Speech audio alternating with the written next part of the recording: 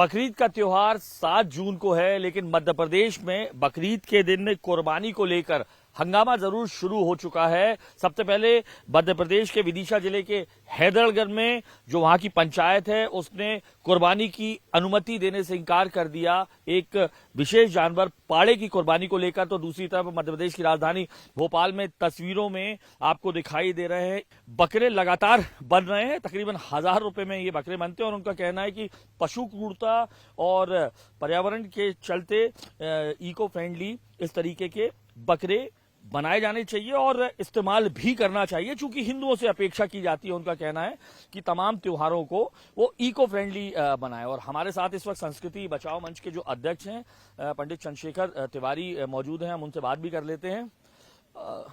बकरीद त्योहार है, त्योहार में उनका शुरू से उनको हक है ये बनाने का कि भाई बकरा काटे। इसमें आपको आपत्ति क्या है? कहीं हम देख रहे हैं हैदरगढ़ में आप पाड़ा कटता है तो आप लोगों को दिक्कत हो जाती है, अब आपको इसमें भी दिक्कत है कि वो अगर बकरा काट रहे हैं तो आपने इको फ्रेंडली बकरे बना दिए हैं। ये क्या है? हिंदू संगठन हर बार इस तरीके से त्योहार से पहले कुछ ना कुछ हंगामा हो जाता है। 4 साल से संस्कृति बचाओ मंच ये प्रयास कर रहा है। इको फ्रेंडली होली हो सकती है, इको फ्रेंडली दीपावली हो सकती है, इको फ्रेंडली गणेश जी की मिट्टी की प्रतिमा घर में बनाइए और बाल्टी में विसर्जित कर दीजिए, क्यारी में विसर्जित कर दीजिए। क्योंकि पानी में तालाब में अगर गाद जाएगी जलाशय में तो जलाशय सूख जाएंगे, पेड़ कटेंगे तो पर्यावरण को नुकसान होगा। है होली अगर आप खेलेंगे पानी बचेगा। हजारों गैलन पानी जो है केवल खून को बहाने के लिए लग जाता है नालियों को। बीमारी जगह जगह खाल जो है ढेर लगे रहते हैं, उस पर पानी गिरेगा, बीमारियां उत्पन्न होंगी। शासन अनुमति दे रहा है, उसमें आपको क्या दिक्कत? शासन कह रहा है कि वो खुले में नहीं होना चाहिए और बाकायदा वो नॉर्म्स फॉलो करते हैं लोग। परिवर्तन संसार का नियम है और परिवर्तन करना चाहिए। जब इको फ्रेंडली दीपावली हो सकती, कीट पतंगे मरेंगे, बारूद जाएगी तो कीट पतंगे मरेंगे। कीट पतंगों की चिंता है, लेकिन जानवर जो लाखों करोड़ों की संख्या में बकरे जो है वो काटे जाएंगे, उसकी चिंता नहीं है। पशु क्रूरता अधिनियम इनके ऊपर लागू नहीं होगा। हमारे कुत्ते को अगर किसी ने एक डंडा मार दिया तो उसके खिलाफ FIR दर्ज हो जाएगी, वो पशु क्रूरता अधिनियम है। लेकिन यह हजारों और हजारों जो कुर्बानी भी दी जाती है, तड़फा तड़फा के दे रहे हो आप।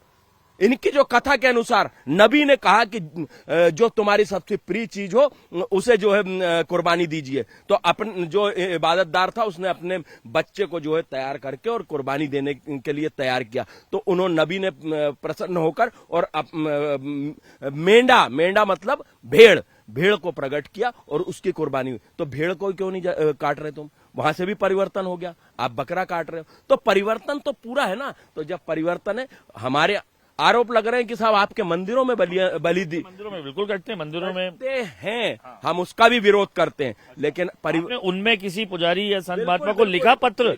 पूज्य बागेश्वर धाम जी ने भी कहा है और संस्कृति बचाओ मंच तो कईयों वर्षों से कह रहा है कि बलि प्रथा बंद होनी चाहिए। और मैं स्वयं एक मंदिर का संचालन हूं, वो भी 9 देवी मंदिर का। मेरे यहाँ भी अगर बलि जब दी जाती थी तो कुमड़े की दी जाती थी। हम 4 लकड़ी लगा के उसमें टांग लगा देते थे। आम के मतलब भूरा कद्दू 4 लकड़ी लगा के उसको टांग बना देते थे। 2 आम के पत्ते लगाकर उसके कान बना देते थे, काजल से आंख बना देते थे और उसे 3 टुकड़े उसके काटे जाते थे, जिसमें कि रोली, लाल कलर की रोली प्रतीकात्मक खून का स्वरूप हो जाती थी। एक टुकड़ा मां को अर्पित किया जाता था, एक हवन पे रख दिया जाता था और एक क्षेत्रपाल, जो कि क्षेत्र का देवता होता है, उसके लिए निर्धारित होता था। हमने परिवर्तन किया ना। आप एक और आपको बताऊं कि जब खेती में जो है अनाज होता है, फसल होने के बाद वहां का जो खेत का देवता होता है उसे भी बलि दी जाती है। लेकिन आपको बताएं, वाल्मीकि समाज का हमारा एक भाई आता था एक सुअर का पिल्ला लेके और उसका जरा सा कान काट के 1 बूंद खून टपकता था, उसको तत्काल हल्दी लगाकर और छोड़ दिया जाता था। प्रतीकात्मक बलि हुई। तो जीव की हत्या क्यों? फिर आपके तो हमारी प्रिय चीज की हमको कुर्बानी देना है ना। तो प्रिय चीज की कुर्बानी अगर आपको देना तो आप क्या, अगर मान लीजिए नबी ने कहा था तो आपको यह है ऐसा इबादतदार जो अपने बच्चे की बलि दे सकता है? नहीं दे सकता। तो परिवर्तन लाइए और समाज में एक अच्छा संदेश देने का प्रयास करिए। हमने धर्मगुरुओं को पत्र लिखा है, शहर काजी को हमने पत्र लिखा कि एक वक्तव्य जारी करें जिससे कि हजारों गैलन खून भी बचेगा, जीव की हत्या भी बचेगी और पर्यावरण की रक्षा भी होगी। हिंदू संगठनों ने बकरीद के मौके पर इको फ्रेंडली कुर्बानी देने की बात कही है। मुस्लिम संगठन जो तमाम भोपाल के हैं उन्हें सख्त ऐतराज है। इस वक्त हम खड़े हैं ऑल इंडिया मुस्लिम त्योहार कमेटी के सदस्यों के साथ, जिनकी नाराजगी और हम बात भी कर लेते हैं। हिंदू संगठन जैसे को आपको मालूम ही है, उन्होंने कहा है कि जब हिंदुओं का त्योहार आता है तो पटाखों से लेके बात की जाती है कि इको फ्रेंडली मनाएं जिससे नुकसान ना हो, होली में पानी वेस्ट होता है ना हो। तो उनका कहना है कि आप बकरीद में बकरा कटता है, खून बहता है, बहुत हजारों लीटर पानी वो होता है, इसलिए प्रतीकात्मक बकरा काटे। तो नाराजगी क्या है आप लोग? नहीं, नाराजगी तो सभी त्योहार अच्छे होते हैं, सब मनाना, सबको मिलकर मनाना चाहिए, लेकिन एक छोटी संकीर्ण मानसिकता के लोग हमेशा इस देश में, इस प्रदेश में त्योहारों को लेके हमेशा बात करते हैं। जैसे संस्कृत बचाओ मंच के जो सम्मानीय चंद्रशेखर जी हैं, चंद पैसे लेकर और इस तरह के त्योहारों पे बात करते हैं, जबकि सच्चाई ये है कि कुर्बानी साल में एक बार दी जाती है। हमारे कुरान के एतबार से, नबियों के एतबार से एक बार कुर्बानी दी जाती है। लेकिन आपने कभी देखा है, आपके टीवी के माध्यमों से, सोशल मीडिया पे हम देखते हैं, यहाँ रोज बलि दी जाती है, उस पर उंगली क्यों नहीं है? पर्यावरण का मामला मुसलमानों ने नहीं उठाया, होली पे पानी मुसलमान नहीं बहाते। हमने तो हमेशा सच की बात की है, हक बात की। हम चाहते हैं कि देश जैसा चल रहा है, हिंदू मुस्लिम सिख ईसाई आपस में है भाई भाई, ऐसा मुल्क चलना चाहिए जैसे चलता था। आज हालात बद से बदतर होते जा रहे हैं। ये इको फ्रेंडली क्या होता है? इको फ्रेंडली होली भी बना सकते हो, इको फ्रेंडली में आप प्रदूषण के लिए बम पटाखे फोड़ते हो तो इको फ्रेंडली वो भी बनाना चाहिए। और भी जो त्योहार है जिससे प्रदूषण फैलता है उनको रोक, उस पर रोक लगाने की बात क्यों नहीं करते? ओनली सिंगल फॉर मुस्लिम्स क्यों? हर त्योहार पे हमारे, चाहे वो रमजान हो, ईद हो, बकरीद हो, मुहर्रम हो, शब बारात हो, इसी पे क्यों? तो मैं माननीय चंद्रशेखर जी से कहना चाहूंगा कि अपनी छोटी मानसिकता का परिचय बार बार टीवियों पर आकर न दें, दिल बड़ा करें, सब त्योहारों पे एक दूसरे की मुबारकबाद दें।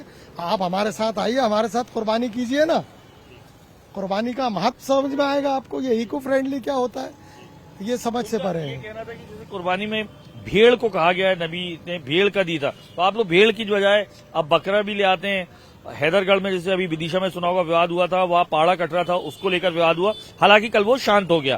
तो ये कहना है हिंदू संगठन, जिस चीज पे कुर्बानी जायज है उस चीज पे हमारे यहाँ कुर्बानी होती है।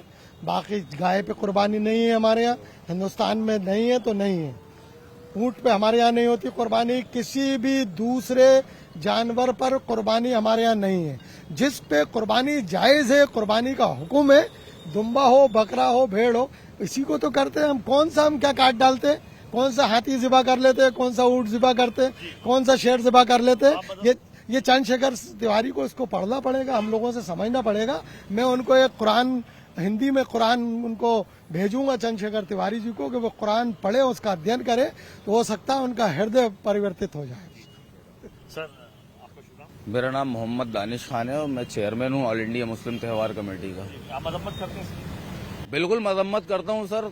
सवाल ये है कि जब बकरीद आती है तभी लोगों को पर्यावरण और जीव हत्या याद क्यों आने लगती है? होली पे इसी भारत में 1800 करोड़ से ज्यादा का मीट का व्यापार हुआ, तब क्या वो जीव नहीं थे? तो मैं चंद्रशेखर तिवारी जी से या उन तमाम लोगों से जो कि सिर्फ केवल बकरीद के टाइम पर जिन्हें जीवों के प्राण और याद आने लगते हैं, मैं उनसे सवाल करना चाहता हूं कि आज भी देश में कई ऐसे मंदिर हैं जहां पर, जैसे कामाख्या मंदिर, जहां पे बलि दी जाती है। और उसके अलावा अभी हमने देखा कि इलेक्ट्रोल बॉन्ड का जब मामला आया तो जो मीट एक्सपोर्टर कंपनीज हैं उससे अरबों रुपए का चंदा जो हमारे देश की सरकारें उन्होंने लिया, तब क्या वो जीव नहीं होते? और ये जो बकरीद आती है, इससे देखिए बेसिकली ये जो लोग हैं ये कभी शायद स्कूल नहीं गए। अब जब ईदें आती हैं तो इससे कितना बड़ा देश की इकोनॉमी को, जीडीपी को फायदा पहुंचता है, ये समझने की जरूरत है। अब जैसे अगर हम बात करें बकरीद की तो लगभग अगर एक ऑन एन एवरेज बात करें कि 20 करोड़ मुसलमान हैं, इसमें से अगर 2 करोड़ लोग भी कुर्बानी करते हैं और एक एवरेज बकरा 7 से 8 हजार का आता है तो लगभग 14,000 करोड़ का व्यापार इस देश में होता है। संगठन की आवाज सुनिए, ऑल इंडिया मुस्लिम त्योहार कमेटी की है, वो कुरान भेंट करने की बात कर रहे हैं ताकि हिंदू जो संगठन है उन्हें मालूम चले कि दरअसल धर्म उनका क्या कहता है।